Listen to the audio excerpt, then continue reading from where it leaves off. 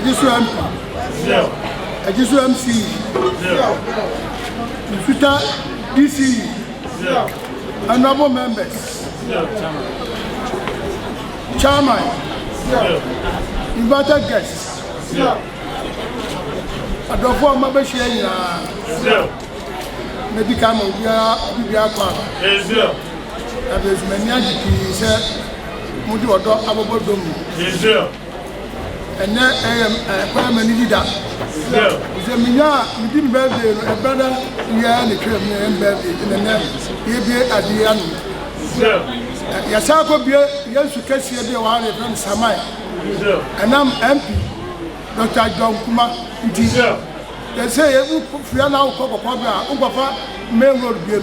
Zero. Why, I built your book in 1968. Zero. 73 years in the Niakola. Zero. And now, John Kuma, I'm your Brigadier. The Timika, a fast, if you are Coca Cola, and you. Zero. And then I am a need a pa. Zero. Honorable. My mother was it in Namisha. Zero. Now, the ambassador said, I guess you are not Minquamidia, or Bibiadia. Zero.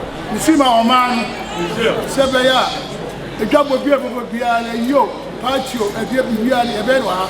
Zero. Now, the ambassador said, Mamma Gassan and Nadia, young 3 years. We are Shabai, oh, you're not Zero. the reservation, I say, if you had me, Sebay, Chima Baba too. Now, I did the Fefe, not a door. The same of yellow school party, you come. They say, committee one never heard you, you see my or my dear committee warrior. They say, they flag me a push apart, a committee, a Romadia. The end, and you say, you know, from a year or party from the other. Utomra, and the people who be. And yet, do a mother, Nanacho.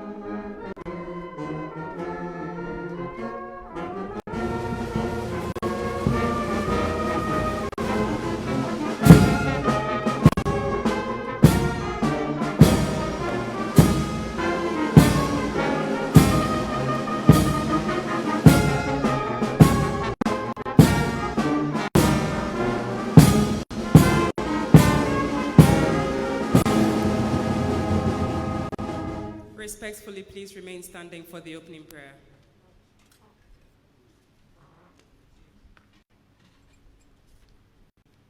We want to pray.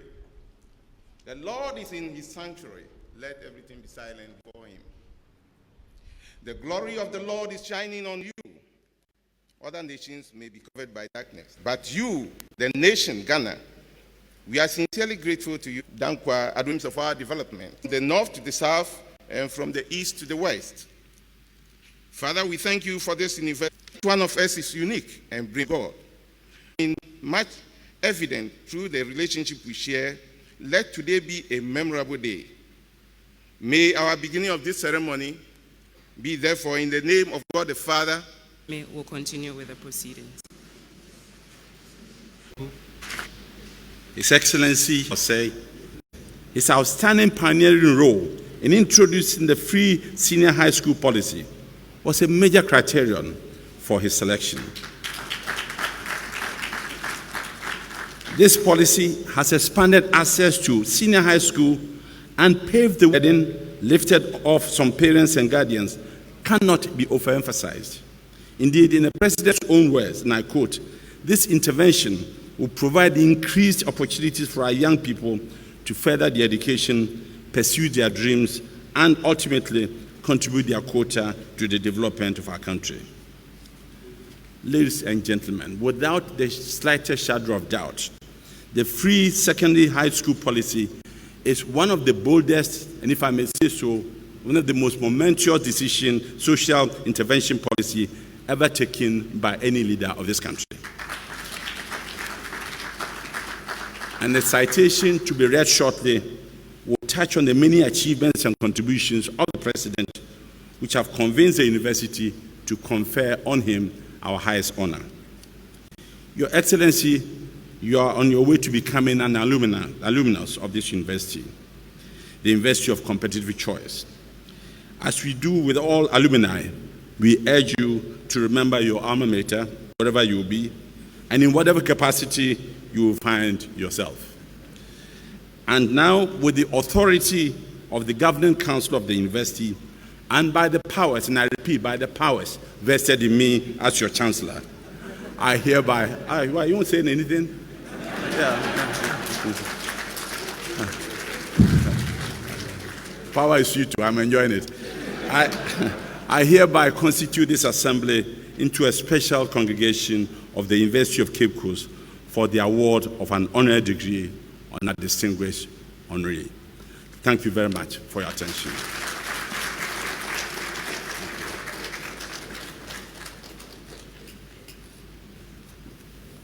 Thank you very much, Chancellor. And I thought we should like to do the University of Cape Coast anthem.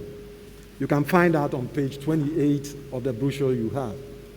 But I'm sure it will be shown on the screen as well.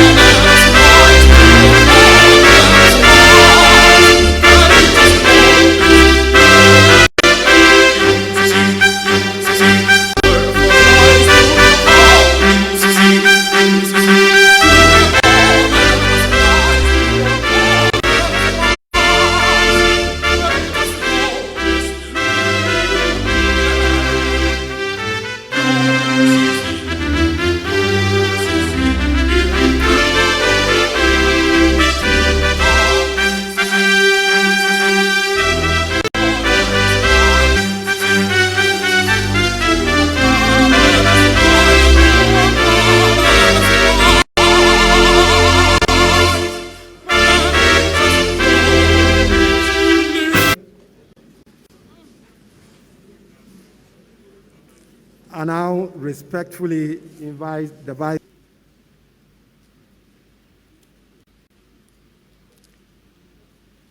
The President of the Republic of Ghana, His Excellency Nana Addo Dankwa, members of Council, Pro-Vice Chancellor, Registrar, Osabra Makwesi Atta II, Ugama Hene, Nananom, members of Diplomatic Corps, members of State, Ministers of State, members of Parliament present, Central Regional Minister, Minister of Education, former Vice Chancellors and Pro-Vice Chancellors, Registrars of the University of Cape Coast, Vice Chancellors and Registrars of Sister Universities, Provosts of Colleges, Deans, Directors, Heads of various academic units and departments, distinguished academics, and members of Japanese. It is my singular honor to add my voice to that of the Chancellor in welcoming you this afternoon to another historic occasion, the occasion of the conferment of Doctor of Philosophy in Educational Leadership, honoris causa, on the first gentleman of the land, significantly to the well-being of society, is not new. This rich tradition has a long history awarding institutions, but to the scientific, educational, or social development of their societies. Individuals who receive such award, consistent with global best practices, I am happy his activity in educational leadership will always win the hearts of many people throughout a highly distinguished His Excellency policy on teacher education, legal, institutional, and regulatory reforms, tertiary education reforms, technical, vocational education and training, TvET reforms, public partnership initiative, among others. Sir Chancellor, one of the boldest decisions taken by His Excellency Nana Addo Dankwa Akufo-Addo as President was to introduce the free senior high school policy in September 2017. Despite the huge financial implications on the economy and uncertainties shrouding the concept at that time. However, his resilience and inspiring leadership have contributed largely to the realization and continued success of the free senior high school policy. It is instructive to note that over the past 4 years, more than 1 million graduates from the junior high schools have benefited from this policy. Payment of school fees is now not a barrier to any child accessing senior high school education in Ghana. The bold and decisive policy, which is iconic in the Fourth Republic of the country, is also in fulfillment of Goal 4.1 of the United Nations Sustainable Development Goals, which states that, and I quote, by 2030, ensure that all girls and boys complete free, equitable, and quality primary and secondary education, leading to relevant and effective learning outcomes, unquote. This singular feat, Sir Chancellor, has endeared His Excellency to many across the globe. Many of his contemporaries within the sub-region are now beginning to study Ghana's model with a view of replicating its success. Sir Chancellor, the President's vision for the education of Ghanaian children was challenged when COVID-19 threatened our liberties and transformed our society, leading to closure of schools at every level.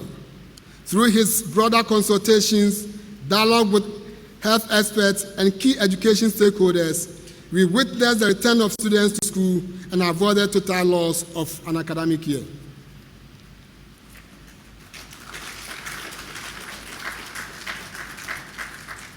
This helped the University of Cape Coast to complete and start a new academic year.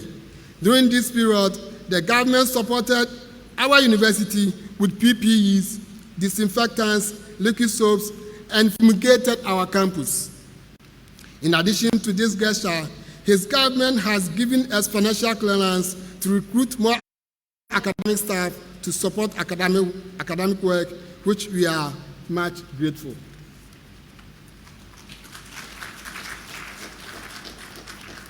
Sir Chancellor, permit me to express our gratitude to His Excellency Nana Addo Dankwa Akufo-Addo for supporting the university's Institute for Educational Planning and Administration, IEPA, to be upgraded into UNESCO Category 2 Institute.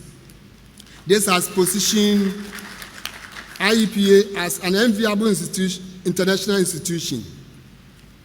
Sir Chancellor, since assuming office as the Vice Chancellor of this university, I presented to Council and the entire university my vision, a vision predicated on a commitment to transform this university into a global entrepreneurial hub of academic excellence. To quote, to reposition UCC as a global hub of creative thinkers, offering demand-driven programs integrated with practical entrepreneurial courses, and actively translating the product of its innovative research for sustainable development, unquote. And I have some of the documents that shows the strategies of the vision and the policies that we have also developed to pursue that vision. Sir Chancellor, the desire to empower UCC graduates to have entrepreneurial competencies is in line with the President's policy initiative on National Entrepreneurship and Innovation Program. This vision, Sir Chancellor, also resonates with the President's vision of expanding access to education. The recipient's visionary and transformational leadership is seen in the introduction of the flagship education policy. In my view, it is not only intended to increase access to education, but also as a tool for social and economic transformation of our dear country. This policy has brought about an increase in enrollment in traditional institutions, and also as a result, the government's assiduousness in the expansion of facilities to accommodate the growing population. A ripple effect of this expansion is the demand for educationists to facilitate academic development of students. Ladies and gentlemen, educationists and students need serene academic environment to ensure effective teaching and learning. In line with my vision to green UCC, which dovetails into Green Ghana's project, Sir Chancellor, the university has liaised with the Forestry Commission to plant over 50,000 economic trees on our land. The green projects will help to prevent our land from being encroached. And here, it is a problem that we all need to fight to preserve the university lands. Sir Chancellor, let me draw our attention to the fact that the University of Cape Coast's mandate in the collective wisdom of its founders in the 1960s was to champion the training of the country's teaching workforce. Although, with the passage of time and in response to global trends, we have expanded our programs to accommodate other disciplines. We are still committed to our traditional core of teaching, research, and providing academic leadership within educational landscape. Sir Chancellor, by the conferment of this degree on His Excellency, the President, he becomes an alumnus of the University of Cape Coast, and the second alumnus to occupy the high office of President of Ghana, the first being President John Ejekun Kufuor.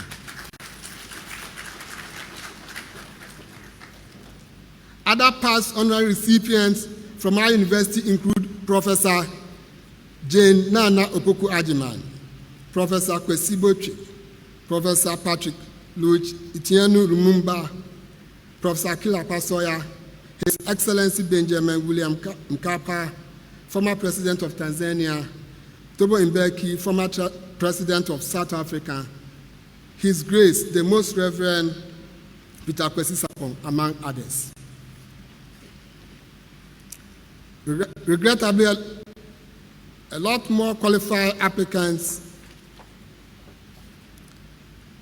could not be admitted this year due to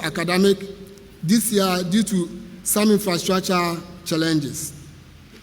The statistics on UCC undergraduate admission for the 2020-2021 academic year shows that out of 20,574 qualified applicants, only 8,782, representing 42.7%, were enrolled, leaving a difference of 11,792, representing 57.3%. Sir Chancellor, in all, only about 25% of our regular students are accommodated on campus, while the remaining 75% are housed outside the university campus under very deplorable conditions.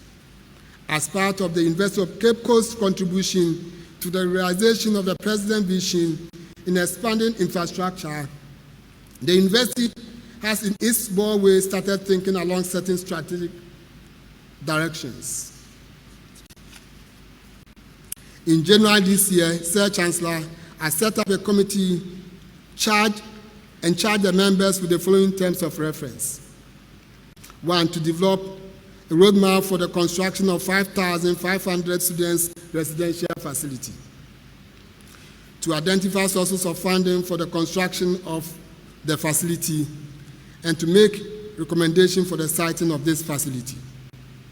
The committee submitted its report, including architectural drawings and bills of quantities, which the Governing Council of the University of Cape Coast has approved. This project is of great necessity if we can continue to create access for the teeming graduates from the free SHS program. Although we are making access to some of them through the distance education mode. Sir Chancellor, recognizing the fact that His Excellency, the President, will soon become an alumnus of the University of Cape Coast, I, on behalf of management and students, wish to appeal to him to adopt the 5,500 students residential facility as a special project to be built in his honor.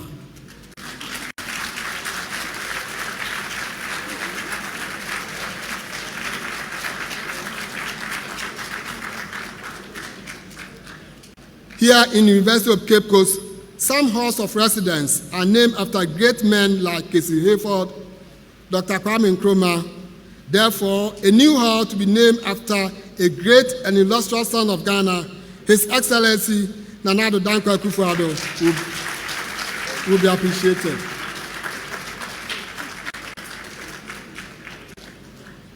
In conclusion, Sir Chancellor, permit me to congratulate the President once again for this feat he has attained. It is my prayer that as His Excellency leads Ghana beyond age, he will always remember his alma mater, the University of Cape Coast. Long live Ghana, long live UCC. God bless our homeland Ghana and make our nation great and strong. Thank you for your attention.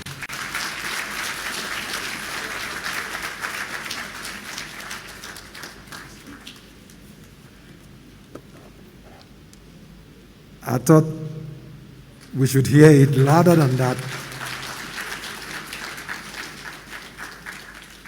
And so at this point, we will have a spot of music by Dr. Patrick Adakwe. Dr. Patrick Adakwe is a classical art musician who is also an excellent keyboardist, singer, composer, arranger, choral director, and conductor. He is an alumnus of the University of Cape Coast, having obtained a PhD in music theory and composition. Dr. Adakwe. Thank you. Your Excellency, Nana Addo Dankwa Akufo-Addo, my daddy. I always call you daddy because you've been my daddy, my everything.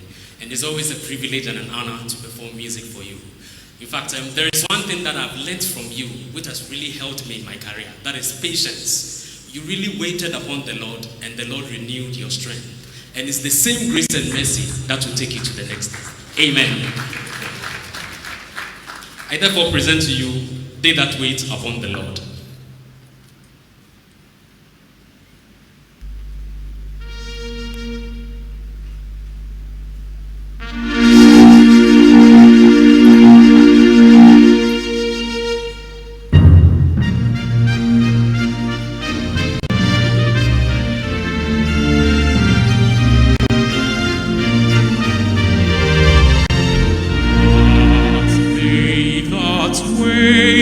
Upon the Lord shall renew their strength.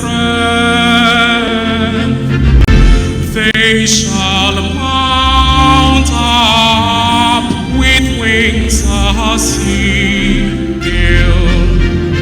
They shall walk and not be weary. But they that wait upon the Lord shall renew their strength. But they that wait, but they that wait, but they that wait upon the Lord shall renew their strength. But they that wait, but they that wait, but they that wait upon the Lord shall renew the strength. But they that wait upon the Lord shall renew the strength. They shall mount up with wings as eagles. They shall walk and not be weary. But they that wait upon the Lord shall renew their strength. But they that wait, but they that wait, but they that wait upon the Lord shall renew the strength. But they that wait, but they that wait, but they that wait upon the Lord shall renew the strength. So wait for the Lord. So wait for the Lord. He will guide and uphold you. But they that wait upon the Lord shall renew the strength. So wait for the Lord. So wait for the Lord. He will guide and uphold you. So they that wait upon the Lord shall renew the strength. But they that wait, but they that wait, but they that wait upon the Lord shall renew the strength, shall renew the strength, shall renew the strength.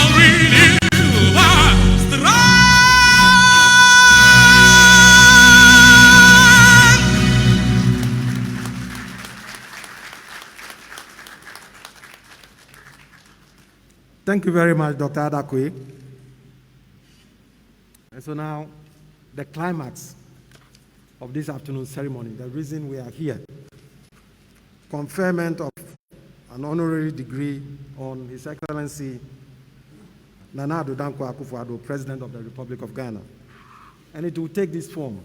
We first will read the citation, then he will be robed by the Chancellor, the Chairman of Council, assisted by the Vice Chancellor. There will be a fanfare and then some appellation. And so, Mrs. Priscilla Vansa, you read the citation. Thank you very much, Registrar. So the President will be seated.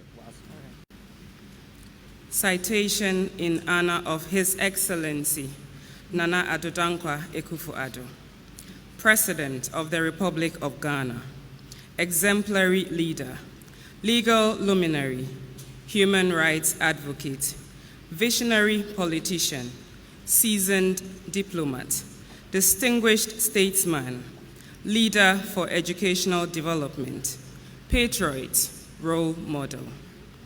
You were born on 29th March 1944 in Swalaba, Accra, to Mr. Edward Akufo-Addo and Mrs. Adeline Sylvia Eugenia Ama Yebuekwia Akufo-Addo, both of blessed memory. You had your primary education at the Government Boys' School and later Row Road School, both in Accra Central, after which you went to England to study for your O and A-level examinations. You returned to Ghana in 1962 to teach at the Accra Academy before going to the University of Ghana in 1964 to read economics. After graduating as an economist, you went on to read law in the United Kingdom, and you were called to the English Bar, Middle Temple, in July 1971, and to the Ghana Bar in 1975. As a lawyer, you practiced in France for 5 years with Couder Brothers Law Firm. You also took the opportunity of the exposure to international legal practice in France to study French, a welcome venture that positioned you above your colleagues in your diplomatic engagements. In 1975, you returned home to Ghana to join the chambers of U.V. Campbell from 1975 to 1979. Like the doyen of Gold Coast politics, J.B. Dankwa, and others before you, you used your law practice to champion human rights, rule of law, justice, freedom, and democracy. You offered free legal assistance to the poor and fought for the rights and liberties of the Ghanaian people. Indeed, many of the important constitutional cases of the modern era, which inter alia protected the independence of the judiciary and the right of equal access of all political parties to the state-owned media, were undertaken by you.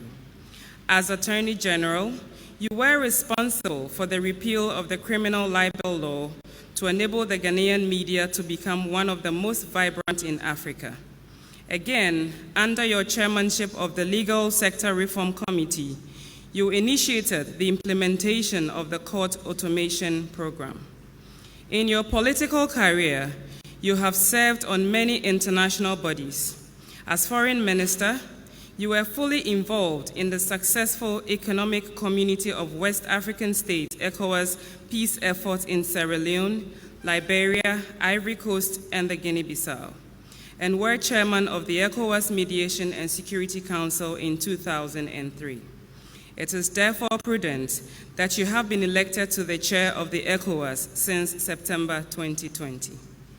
In 2004, when Ghana was elected one of the 15 pioneer members of the African Union Peace and Security Council, a mandate that was renewed at the AU Summit in Khartoum in January 2006, you were chosen by your peers on the AU Executive Council to chair the Ministerial Committee of 15 that fashioned the Ezulwini Consensus, which defined the African Union's common position on UN reforms.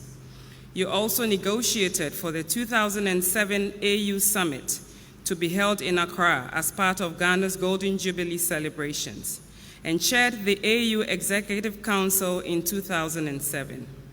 In 2014, you served as chair of the Commonwealth Observer Mission for the South African elections. On the United Nations front, you chaired the meeting of the Security Council, which took major decisions to halt incursions in the Middle East in August 2006. Your sterling service at the United Nations led to Ghana's election to the Human Rights Council with the highest number of votes, 183 out of 191. And as a pioneer member of the UN Peacebuilding Commission, you made an indelible imprint on the International Democratic Governance Platform. As the President of the Republic, you had the zeal to make education accessible to all Ghanaians. You championed many educational policies.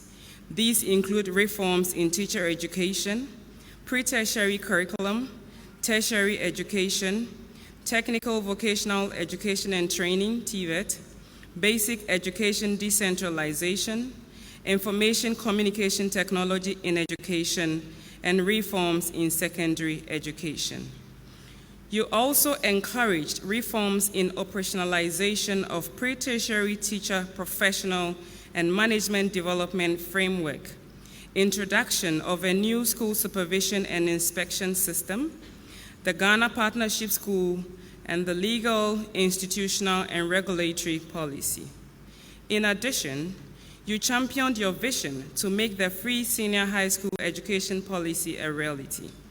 Though you conceived it as a campaign message, you did not forget your promise to Ghanaians, but provided the impetus and resources to initiate and implement the policy within your first year in office as president. You were guided by the Sustainable Development Goal 4, which hinges on accessible, equal, and quality education for all. You have proven to be a firm believer of the notion that Africa must systematically invest in its youth for its development. With the free SHS policy, you have positioned Ghana to grow an educated youth population for the future and for the good of the country. Again, you supported our university, the University of Cape Coast, to upgrade the Institute for Educational Planning and Administration, IEPA, into a UNESCO Category 2 institute.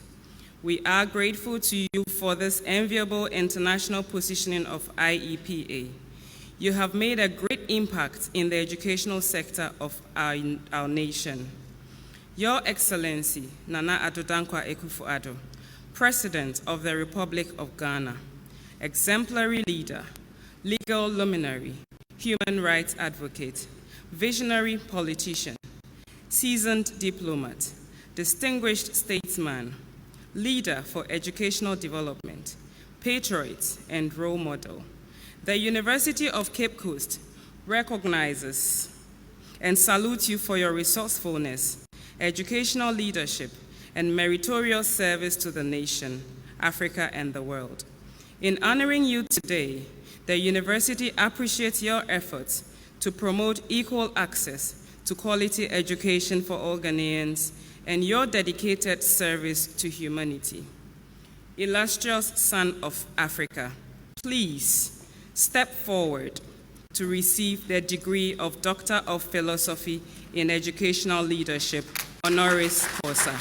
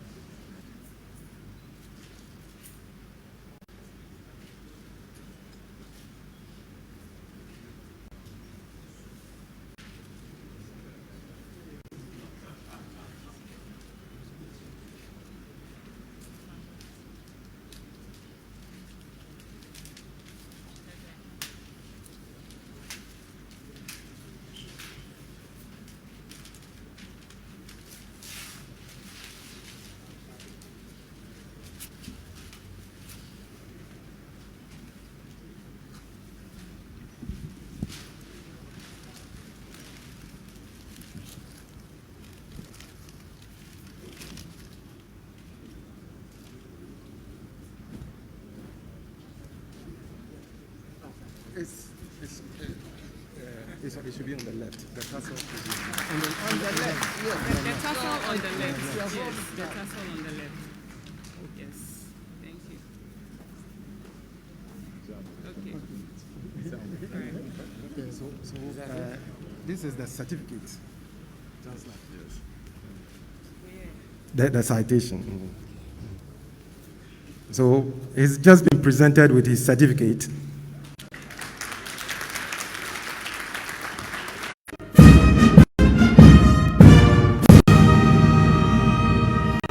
In this business, and Dr. FID. And this is the citation. In 2000. That's been put on this. For and then there is also a special gift for him from the Vice Chancellor of the University of Cape Coast, which is coming.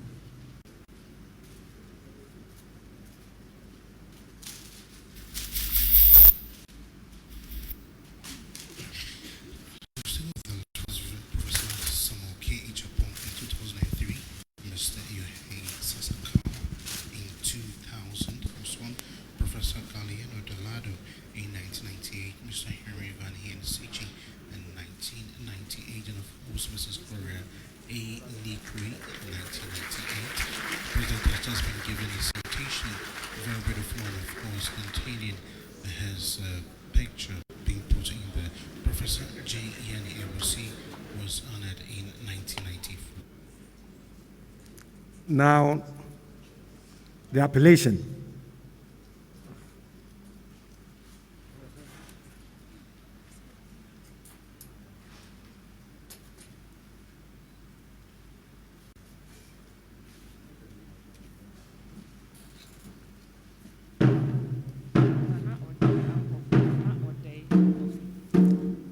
The appellation is by Nana Ode Ampofu. I believe we've all seen him on TV before.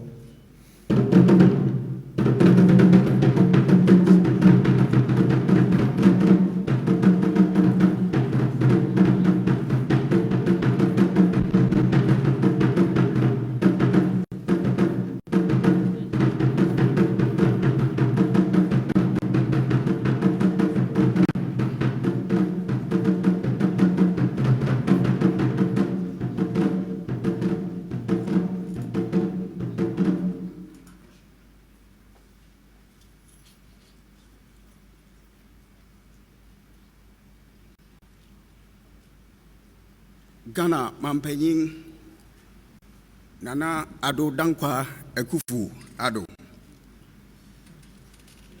Esiapong so refo Yewra Sam Juna.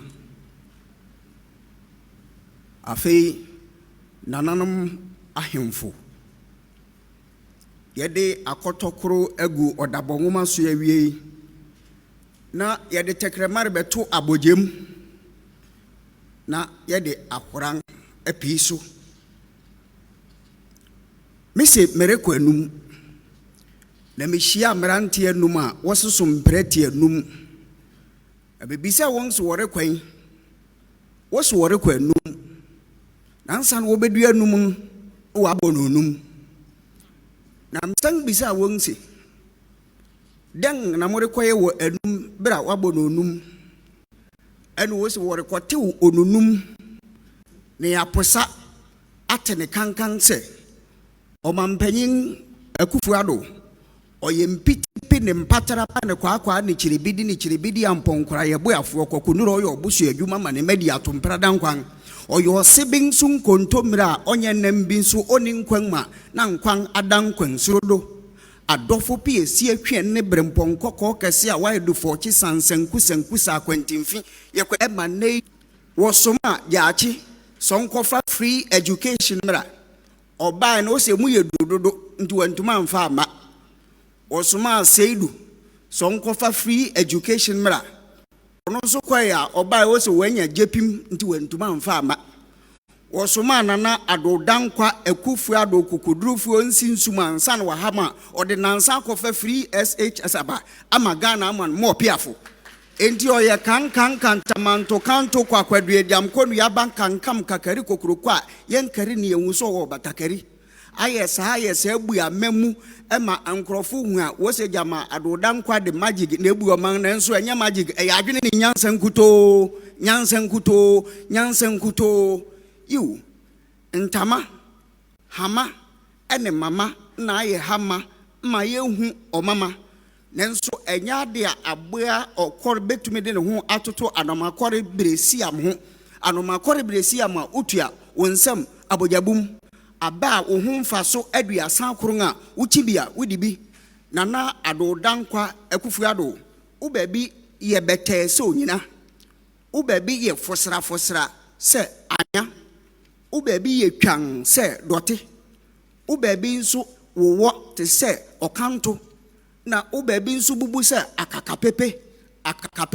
akakapepe achim ekuropɔn kwakwaduam abudani anwa kotoko Akufo-Addo kokudurufo nen achim mansa kotoku echino wofre ne mirikisi okuntunkurunku oduro asafo nananoma muso niema wofre ne chebiri eni chebi kwa bebere mu hene ne boyache wiawiansa nana ofori tintin okobon tintin diodu ko okobon sasreku dense nananoma wode atuduru ni adwo chiche won tata twum ampofo okasu ni ama agene nananoma muti abura so yenjia achim kawu biransa asona ba ne ho ye fe achim kokoroko abrewa dokua papa bi a wasi atofo kese dirifi ochiben ewie se Akufo-Addo oyo kokodurufu ampa afi dana Adodankwa Akufo-Addo wankori akokɔ no bi akɔbɔ ne dan achi kokoko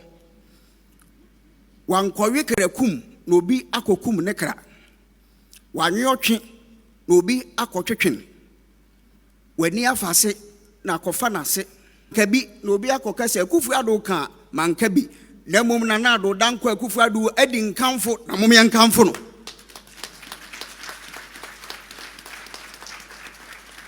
afi kwa pa brama memo pa papa bi ayem papa na mpepa wode nwen papa na mede ye ne papa na ni beso pa papa da mpa opem kwa pa kotwa mpepa wode nwen papa abaye papa bi papa mpepa wode nwen papa ne papa metum ne pa anti mema wakotwa mpepa wode nwen papa abaye papa bi papa na fise Nana Adodankwa Akufo-Addo ye papa wa ye Ghana papa pa Adodankwa Akufo-Addo kasa nana ogwa akoton ketewa a wotete wombonga no no wonye won ha osaberi makwasi ata ekuo simpi esare bedi ako nananom se kasa nana Adodankwa Akufo-Addo ado a woda dodo mu nti yebo mranga yese Israel ododo kasa oyiri fi ampa sechi dadi bira wo mon keshiri kasa na Ghana man retie.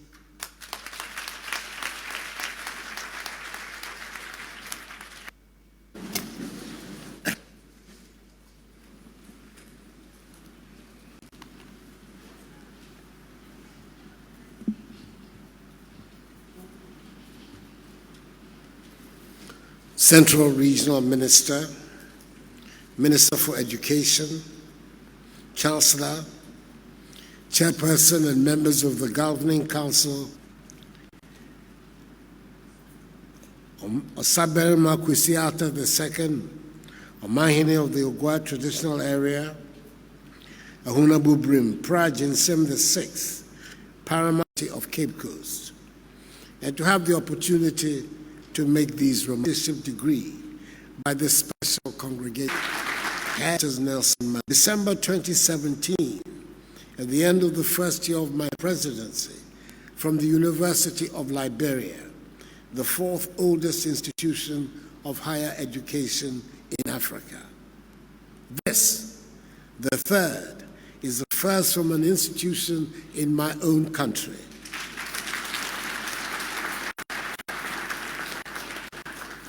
Which makes it understandably very special for me.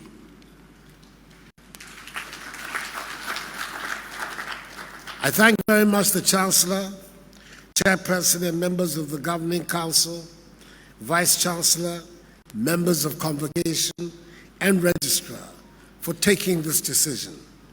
And I assure all of you that I'll do my very best to uphold the highest standards associated with this award.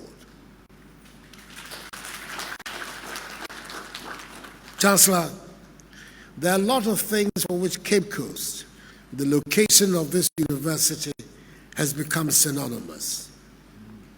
It was once the administrative capital of the Philip Kweku School in 1836. And it is the home of the first boys' secondary school, Infansipim School, established 40 years later in 1876. I doubt if there exists anywhere else in the world a town that has the same congregation of top secondary schools as there are in Cape Coast, which initiated the first phase of our struggle for national independence. The society was formed to resist the application and implementation of the 1897 Crown Lands Bill, which sought to sequestrate and expropriate our lands to the benefit of the British Crown. The society mobilized the chiefs and people and public opinion in the Gold Coast to agitate against this pernicious legislation. Their agitation forced the colonial power to withdraw the bill, and the indigenous ownership of our lands was never an issue again during the rest of the colonial period. We continue to possess our lands freely because of the bravery and foresight of the members of the Aborigines Rights Protection Society, and we must continually pay homage to these patriots. They spared us the fate that continues to bedevil the lives of our brothers and sisters in southern and eastern Africa, who suffered at the same time the fate of colonial expropriation of their lands. Indeed, the most prominent of these noble patriots were the three gentlemen from Cape Coast. Jacob Say, described as the first recorded indigenous multimillionaire in the Gold Coast, who founded the society and became its founding president, and was the forerunner of George Alfred Parr Grant, another successful merchant prince, who 50 years later to the day funded the United Gold Coast Convention, UGCC of blessed memory, which initiated the second phase of our struggle for freedom. Joseph Casely Hayford, the future author of Ethiopia Unbound, a pioneer of the Pan-African movement and one of the founders of the British West African National Congress, which sought to unite the colonial peoples of British West Africa in their demand for freedom. And John Mensah Saba, the first Ghanaian lawyer and principal advocate of the society's cause. Their names are boldly etched in the annals of our nation's struggle for freedom and stand as perpetual inspirations of patriotic endeavor. I'm delighted that this university, established in this famous town to advance the cause of education and excellence in our country, is the first Ghanaian university to accord me this honor, even though I do not have the accolade of being its alumnus. This accolade has been conferred on me because of the introduction and acceptance of the free SHS policy promoted by my government, which has expanded dramatically access to education, enabling hundreds of thousands of young men and women from all corners of our country to go to senior high school. The policy has reversed decades of exclusion, which denied on the average 100,000 young men and women annually entry to senior high school education because of the poverty of their parents. The policy has meant that our nation can now begin to reap the fruits of the talents of all its young people, as has been spectacularly demonstrated by the outstanding results of the first graduates of the policy in the most recent WASI examinations. Of the 465 who obtained 8 A's in the exams, the Akufo-Addo graduates from Ghana, as they have become known, were responsible for 411 of them. Not only has access been widened, but quality has also been maintained, indeed, even enhanced. Government is also ensuring that access to tertiary education is expanded through the removal of the guarantor requirement that makes it difficult for some students to apply for loans through the Student Loan Trust Fund Scheme. This process of expansion of educational opportunities has to be the bedrock of educational policy in the 21st century for our nation. If we are to make the rapid transformation of our social and economic lives we all seek. Through this award, I've been added to the thousands of alumni of the University of Cape Coast who are contributing their quota in various fields to the development of our country, including some of the most hard-working members of my government. And our performance will be a reflection on the university. I pray that both UCC and I keep up the mutual confidence in each other and live up to our expectations. Chancellor,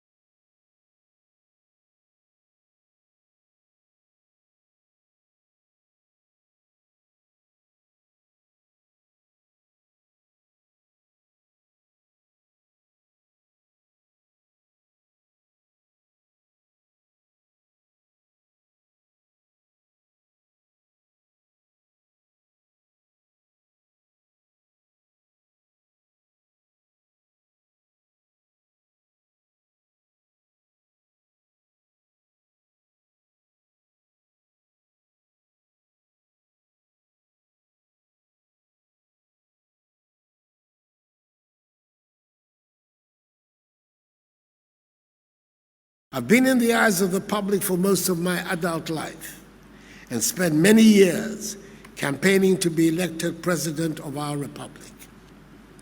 The first foray I made into national politics was in the 1970s, the mid-1970s, during the Kutua Champong regime, and it was to join in the fight for an end to military rule and the restoration of constitutional democracy in Ghana. I had by this time firmly made up my mind what I felt would be the best way to govern our country, to ensure that we would achieve the free, just, prosperous, and united nation that our forefathers envisaged in starting the fight for the independence of Ghana. My credo could be easily summarized as a belief in constitutional government based on freedom of association, freedom of speech, freedom of the media, the separation of powers with an independent judiciary, the rule of law, a strong and dynamic parliament, and a private sector that unleashes the energies of the people to prosper. By the time I was elected president, I think that I established my credentials as a champion for individual freedom and press freedom in particular. So what do I make of the current accusations that are being made that freedoms are under attack under the Akufo-Addo government? I do not claim to have been a lone knight in shining armor, but it is fair to say we went through many battles together to get where we are today in the media sphere in our country. We did not wake up suddenly one morning to find ourselves with over 400 different radio stations and dozens of television channels instead of one radio station and one television station, both owned by the state and under the firm and unrelenting control of government.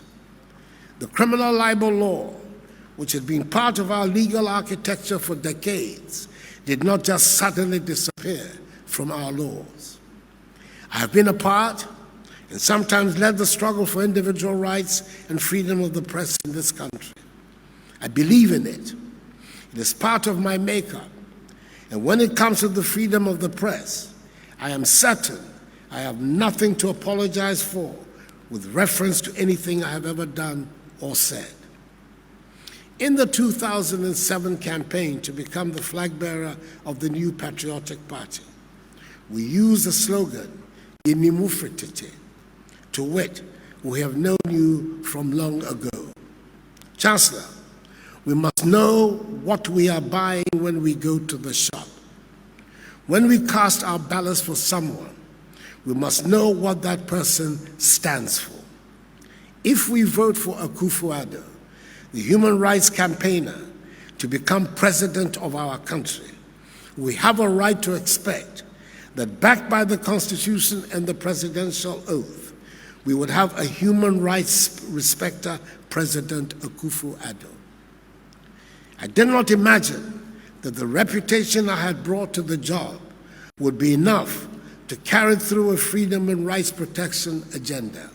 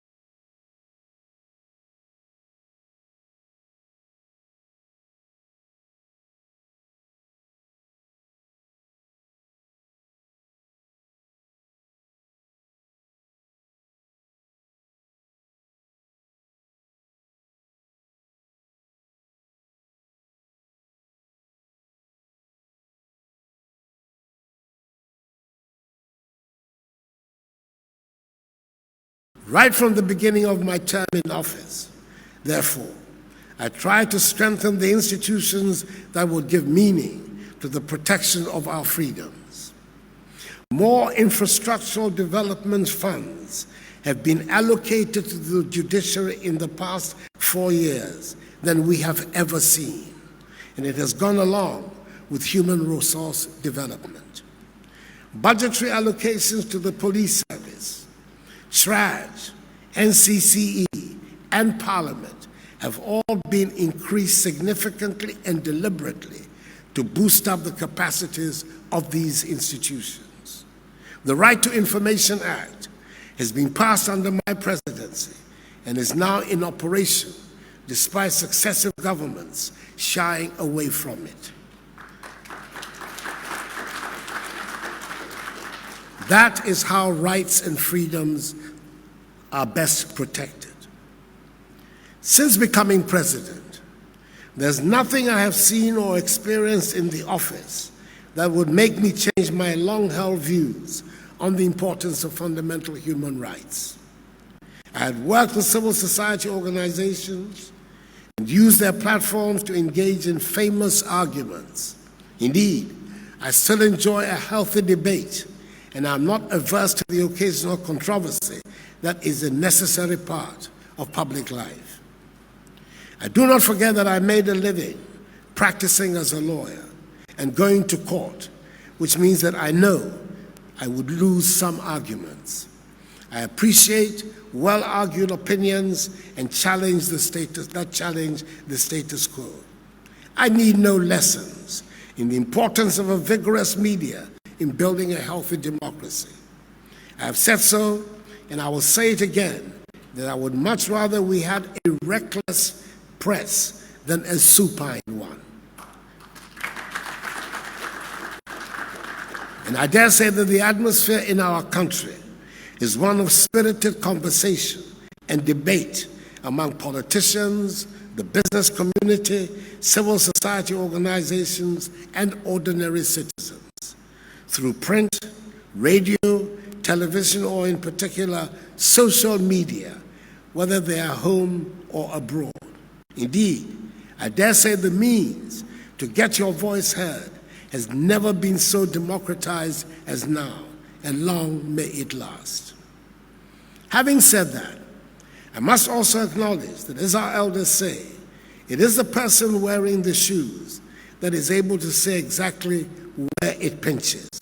Therefore, I should listen when it is suggested that journalists are under attack under my government. It remains a matter of great regret to me that the murder of Ahmed Swaleh has still not been resolved. But believe me, this is not for want of commitment on the part of the police. And I couldn't have made it any clearer that government has no interest in covering up whatever might be or whoever might be involved. There is no indication that his death was at the instance of the government. In the end, his murderer will be caught, tried, and punished. I believe it is in the interest of the state, in the interest of the people of Ghana, and in the interest of government, the journalists are and feel able to go about their work in safety. And I'll continue to do all I can to make this a reality of Ghana. In my political career over the years, I've been at the receiving end of much vitriol and deliberate falsehood thrown at me to cause maximum damage to my reputation and my political prospects. I know what it is like to be unable to protect members of your family from the mud aimed at you, but which splashes on them as well. I'm not alone in this. And there are unfortunately several journalists that have been willing to lend themselves to the destruction of people's reputations and livelihoods without just cause. Not all journalists are upright citizens, just as politicians, painters, and farmers are not all upright citizens. But I do expect our institutions to deal fairly and equitably with all citizens, according to the dictates of the law when people go wrong. Let me end by addressing a particular line of the current argument being made about the threat to rights and freedoms. I believe this has led to a new definition of a culture of silence. It goes along the line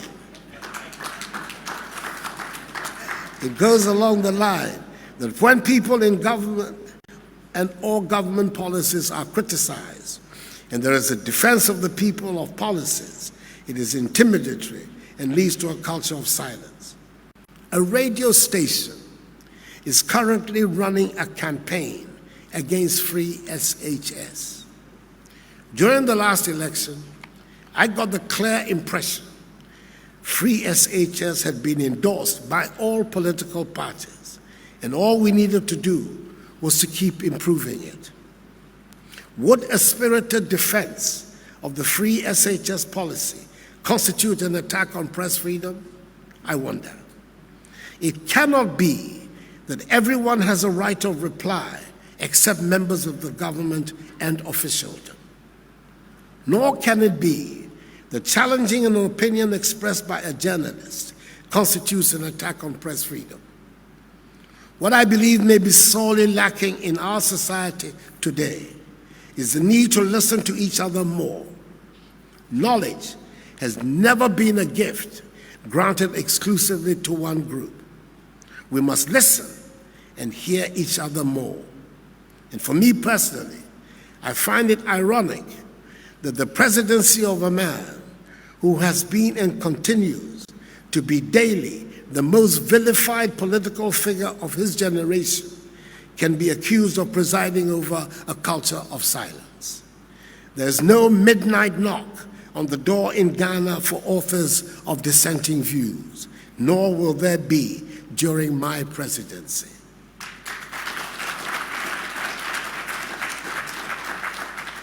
Indeed, one of the reasons assigned by the global social media platform Twitter for its decision to establish its operational headquarters in Africa in Ghana was that, and I quote, "Ghana is a supporter of free speech, online freedom, and the open internet," unquote. These qualities possessed by our nation also influenced the decision by the Federation of African Journalists to announce the holding of its annual conference in Ghana this year because of Ghana's attachment to a culture and practice of free media. Chancellor, there's also been talk about a state of insecurity prevailing in the country, following reports by some sections of the media. A cursory glance at the statistics from the police service shows that, on the contrary, crime cases, at least for the first quarter of 2021, are coming down as compared to the same quarter in 2020. For example, there was a nationwide reduction in robbery cases from 525 during the period under review in 2020 to 495 in 2021, and still declining. Inasmuch as a marked reduction in the levels of crime would be preferable, government is determined to work with the police service to guarantee the security of persons and protect lives and property in accordance with the rule of law.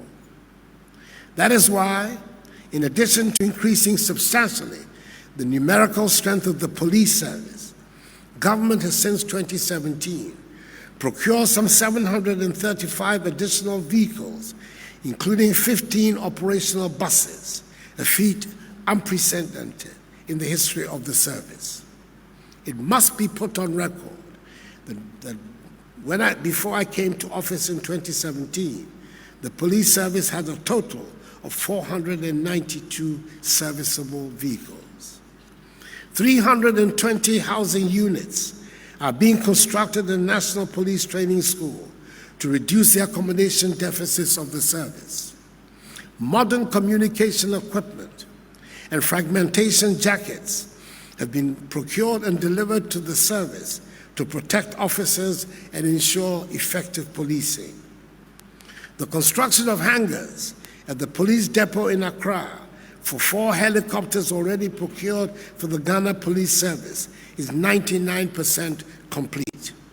An air wing unit has been established by the Ghana Police, and 6 pilots have been trained and passed out to man the wing.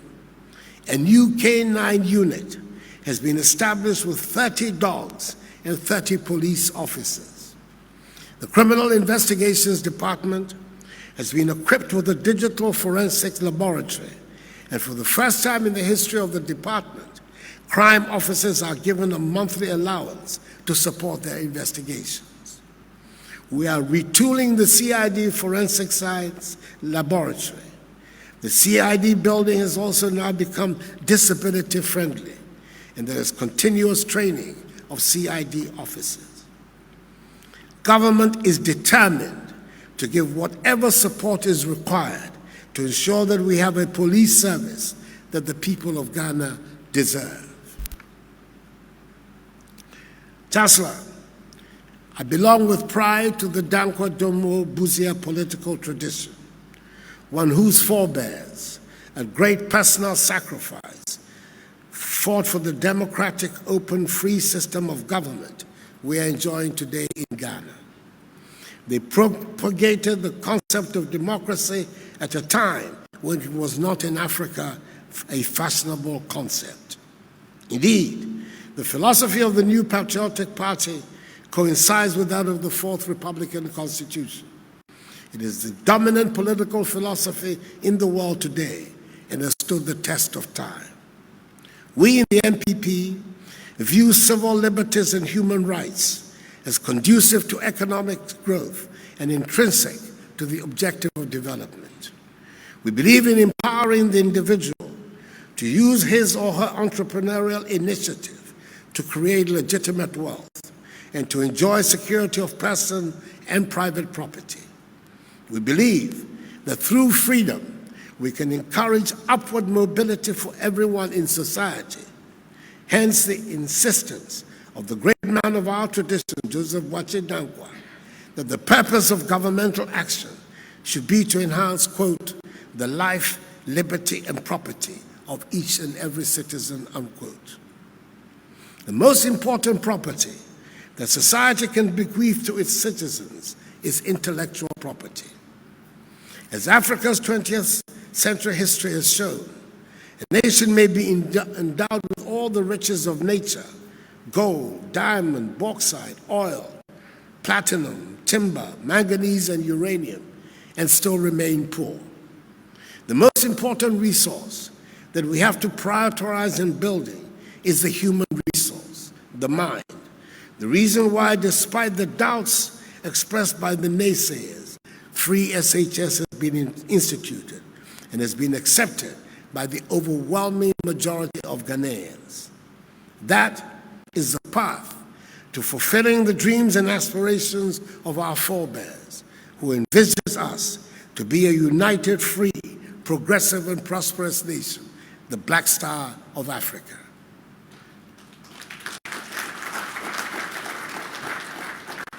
The Ghanaian people have long been in the forefront of the determination of the African peoples to live lives of freedom and dignity. It led us to being the first nation in sub-Saharan Africa to gain our freedom from colonial rule. It is today directing our efforts at social and economic transformation on the basis of democratic values and institutions, a feat that is rare, if not novel, in human history. We are trying to use the instruments of democracy to transform societies from poverty to prosperity. History tells us that all previous successful efforts in this direction have been made either by authoritarian regimes or by democracies with limited franchises. We are making the effort on the basis of full universal adult suffrage in a free and open society. I am proud to be part of this exceptional history. Chancellor, I have taken longer than I should in making what would normally be a short acceptance speech for the honor done me by this university. But I do not think there could have been a better opportunity to make these points than in the academic atmosphere you have presented to me today. I pray that as more and more of our young people get access to senior, high, and tertiary education, there will be more room for honest and healthy debate in our society. The better educated our citizens are, the richer the content of our public discourse, and the more productive political, social, and economic decision-making. Chancellor, I thank you for the honor you have bestowed on me today. I shall carry it with pride, and I will do my utmost to execute the mandate the Vice Chancellor has charged me with to complete the 500-room hall.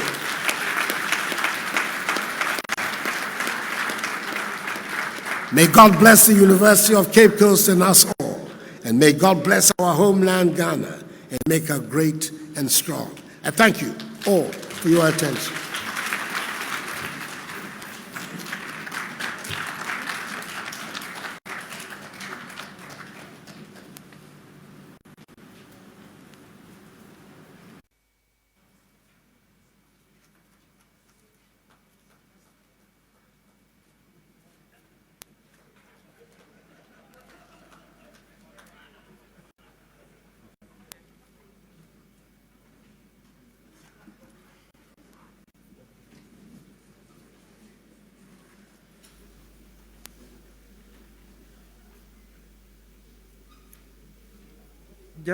Just in case it escaped us, that was an address by the newest graduate of the University of Cape Coast, His Excellency Dr. Nana Addo Dankwa Akufo-Addo, President of the Republic of Ghana. And so at this point, we invite Dr. Adakwe to give us a spot of music before we invite the Chancellor to dissolve the congregation. Yes, I've been tasked to do the President's favorite song, Oye. And of course, in Ghana, there's no way we sing a popular song, especially when it's danceable, where the audience sits. So if you want to dance along, feel free and dance with me.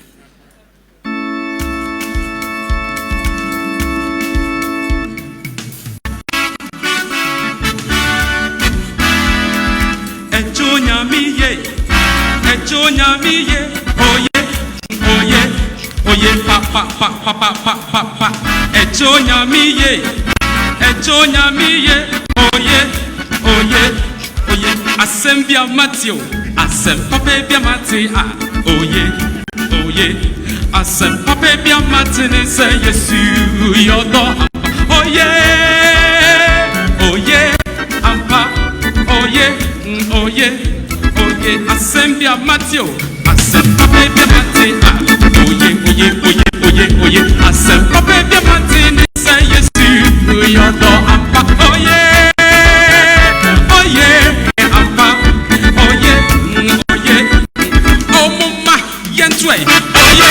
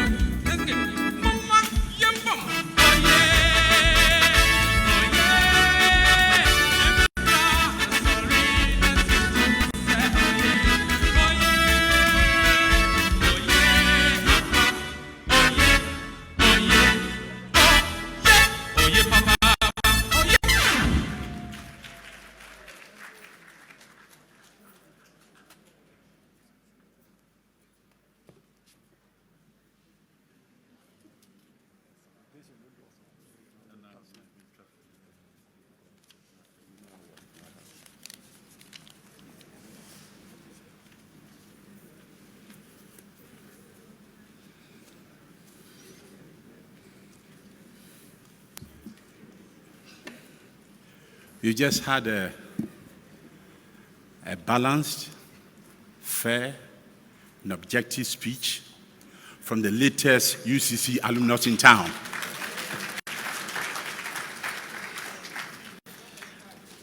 Our President, His Excellency, Dr. Nana Addo Akufo-Addo, the Chairman of the University Governing Council, our Minister of Education, Ministers of State, members of the University Council, Osa Berima Kwesiata II, Oman of Ogua Traditional Area, Abubrim, and that Pride in Sim the Sixth, Oman of Evrenchi Traditional Area, members of Parliament, members of the Diplomatic Corps, the Vice Chancellor of the University, please, all other protocol observed. It gives me the greatest pleasure on behalf of the Governing Council of the University to express my appreciation to all of you for honoring our invitation to attend the special congregation of the University of Cape Coast for the conferment of the Doctor of Philosophy in Education and Leadership, honoris causa degree on our President, the President of the Republic. I wish you all a safe journey back to your respective destinations, and now the power is vested in me as your Chancellor. I declare this special congregation of the University dissolved. Thank you.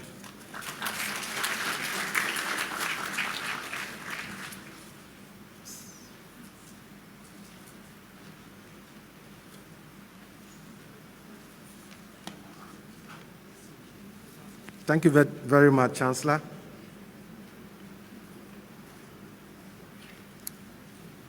We'll have a closing prayer before the national anthem, but before then, just one or two announcements. There will be the commissioning of the Akufo-Addo Obin building, which houses the central administration of the university, after this ceremony. So, as many of you as can make it are invited. There will also be a reception for our invited guests at the lodge of the Vice Chancellor. I believe you will be directed to the place.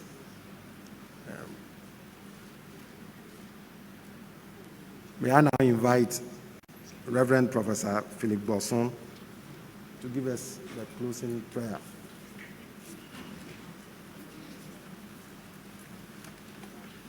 May I humbly ask us all to rise for the closing prayer.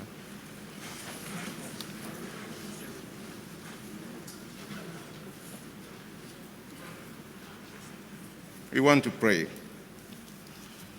Father, in the name of our Lord Jesus Christ, we sincerely express our gratitude to you once more. At the commencement of this function, we invited you to take your place and guide us to a successful end. By your graciousness, you have done this. Glory be to your name.